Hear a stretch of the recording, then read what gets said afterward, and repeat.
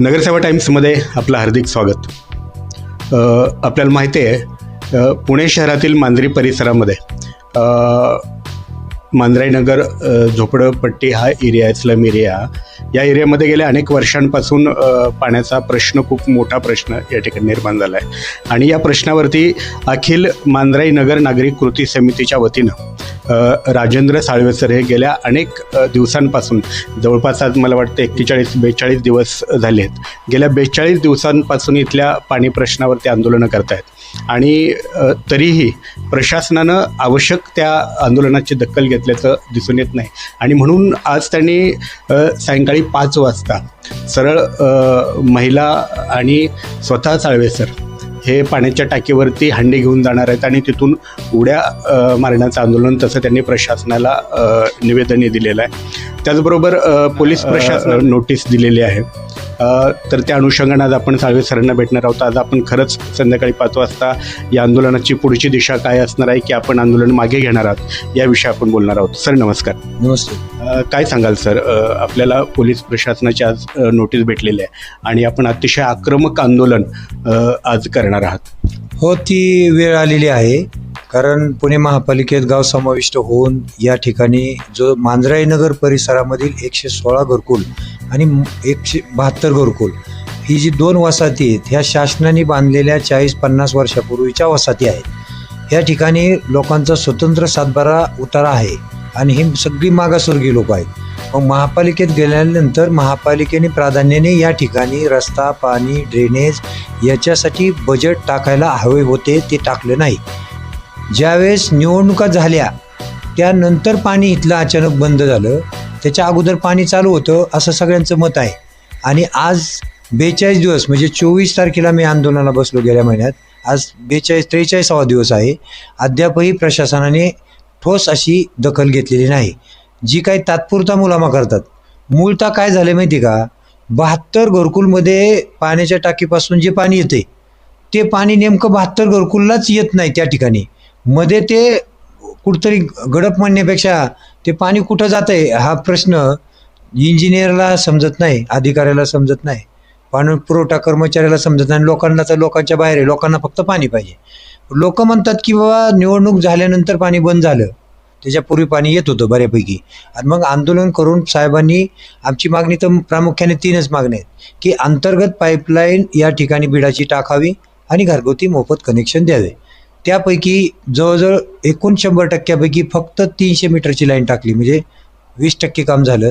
त्याच्यामध्ये त्यांनी 2 वसाहतीचे भाग हे क्लिअर केलेत आणि त्याच्यावर मोफत नळ कनेक्शन दिले. परंतु उर्वरित ज्या भागात पाण्याचा प्रॉब्लेम आहे, जिथं पाणीच येत नाही, त्या ठिकाणी गेली 6 महिने झालं ती लोक ओरडतात, पाणी नाही, पाणी नाही.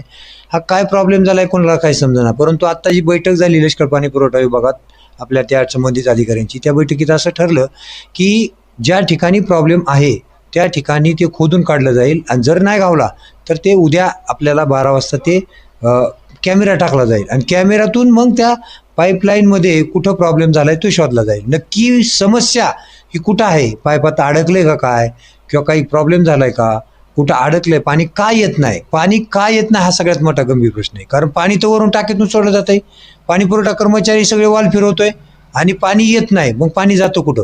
म्हणून आजचा जो काही पंचनामा केला संबंधित इंजिनियर, मी, पाणी पुरवठा कर्मचारी सगळ्या लोकांच्या समवेत, त्यावेळेस पाणीच नाही येत. म्हणजे त्याचा शोध घेतोय जोपर्यंत प्रशासनाला ह्याचं उत्तर मिळत नाही की पाणी तुम्ही सोडताय टाकीतून पण ते पाणी त्या लोकांपर्यंत पोचत नाही.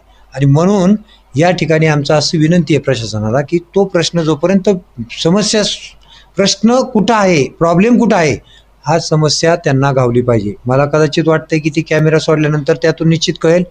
त्यानंतर त्याही पलीकडं अनेक नागरिकांनी, समजा ज्यांनी कुणी कनेक्शन बाहेर दुसऱ्या ठिकाणी वसाहती, कारण वसाहतीमधून पाण्याच्या टाकीपासून पाणी येताना 2 वसाहती पार करून यायला लागतं इकडं आणि मग या 2 वसाहतीला येते.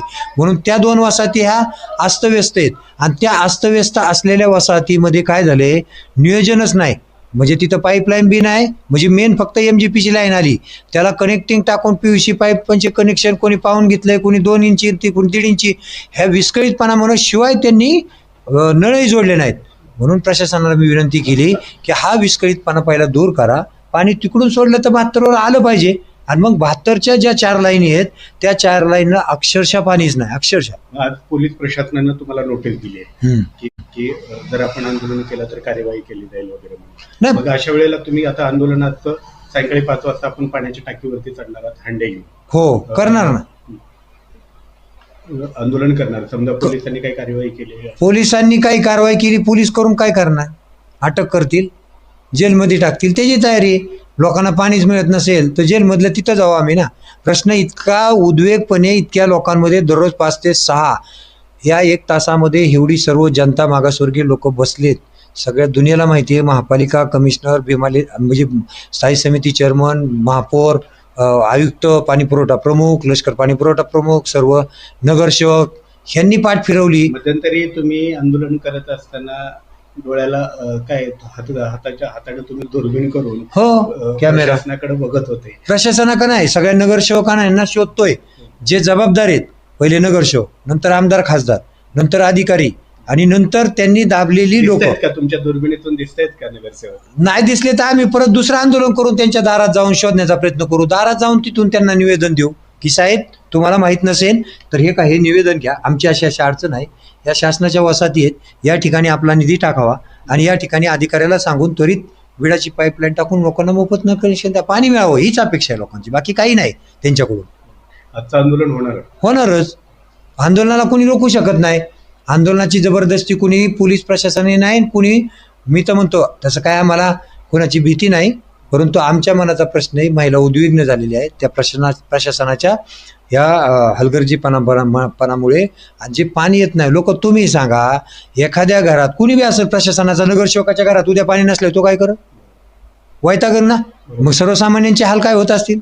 त्यांना पाणी नाही म्हणजे सगळं दैनंदिन जीवन थांबतं. पाणी म्हणजे आंघोळ काय सगळे, आणि दैनंदिन जीवनात पाणी एवढी गंभीर समस्या, ते जर पाणी मिळतच नसेल आणि बाहेरच्या बाकीच्या आजूबाजूला लोकांना मिळते, उद्विग्नपणा येतच ना की बाबा लोकांना मिळते आम्हाला का नाही. प्रश्न हाच आहे की तुम्हाला सगळीकडे पाणी येतं, ह्याच मागासवर्गीय वसाहतीमध्ये पाणी काय येत नाही. याचा जर शोध महिनाभर जर त्या महापालिकेला लागत नसेल तर ह्या महापालिकेची नोंद त्या गिनीज बुकमध्ये करा. काय उपयोगाची आहे मग? प्रशासनाला काय आव्हान करा? काय हेच प्रशासनाला आवाहन करत आम्ही आता अशी इशारा दिलाय की आम्ही पाण्याच्या टाकीवर चढून आम्ही उड्या मारणार, ही इशारा आहे. आम्ही जाणार, करणार, पाहू पोलीस आम्हाला कितपत रोखतात, पोलीस किती पद्धतीने आम्हाला ठोस हे करतात, कारण पोलिसाच्या हातात आहे. मी तर म्हणतो पोलिसांनी जर अधिकाऱ्यांना ह्यांना सगळ्यांना म्हटलं ना, हे पहा तुम्ही कायद्याच्या नियमानुसार जर वागला तर त्या पद्धतीने जनतेला न्याय भेटल. परंतु आज आंदोलन चालवत असताना तुम्ही जर कुठली दखल घेऊन जर अडथळे आणत असाल, तो प्रश्न भिजत पडलाय आणि जाणून बुजून जर त्रास होत असेल तर मला गुन्हे दाखल करावे लागतील.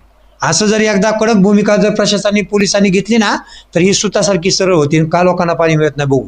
मग हेच बघायचं आहे मला बी. आम्ही इतक्या दिवस बसलो ना, ते म्हणतात ना आता होईल, टेंडर काढलं जाईल, बजेटची मंजुरी मिळेल, आमकं झालं, काम थांबवलं 15 दिवस. काय थांबवायची गरज होती 15 दिवस?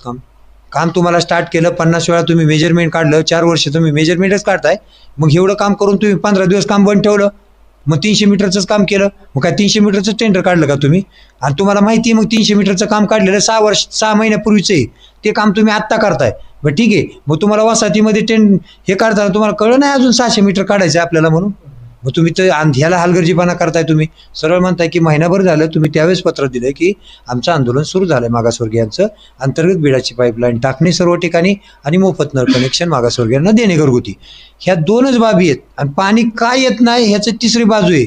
पहिलं पाणी काय येत नाही हे जर चेकआउट केलं, ते जर दुरुस्ती झाली तर तुम्हाला ती लाईन टाकून त्या ठिकाणी सर्वांना त्या वसाहतीला पाणी देता येईल आणि पाणी मिळेल लोकसमाधानी. बाकी काहीच नाही. रोल आंदोलन उग्र करण्याचा, कुणाला विटीस धरण्याचा प्रश्नच येत नाही. लोकांचा प्रश्न गंभीर आहे आणि लोक त्या आत्महत्येच्या म्हणजे जोर, आता एवढं पाण्याहून उड्या टाकायच्या त्या पाण्याच्या टाकीहून, म्हणजे एखादा माणूस कोणी बी वैतागतोच ना. जीवाचा हाल एवढं जर होत असतील, प्रशासन असं बघत असेल, त्याची अपेक्षा काय? साधी अपेक्षा आहे, महापालिकेने मला पाणी द्यावं. ते कसं द्यावं, का द्यावं, काय करावं, त्या महापालिकेच्या यंत्रणा कायसाठी उभ्या केलं, एवढाच प्रश्न आहे, सिंपल. तर हे आहेत अखिल मांजराई नगर नागरिक कृती समितीचे अध्यक्ष राजेंद्रजी साळवे सर. आता त्यांच्या बोलण्यातून आपण पाहिलं की ते आजच्या आंदोलनावरती ठाम आहेत. जरी पोलीस प्रशासनानं त्यांना नोटीस दिली असली तरी साळवे सर हे आपल्या आंदोलनावरती आज ठाम आहेत. पाण्याच्या टाकीवर चढून उड्या मारण्याचं आजचं सायंकाळी 5 वाजताचं हे 5 ते 6 मध्ये या वेळेत हे आंदोलन होणार आहे. त्या आंदोलनावरती ते ठाम आहेत. प्रशासनानं खरंच डोळे उघडून या प्रश्नाकडं गांभीर्यानं बघण्याची गरज आहे. साळवे सर आमच्याशी बोललात त्याबद्दल धन्यवाद.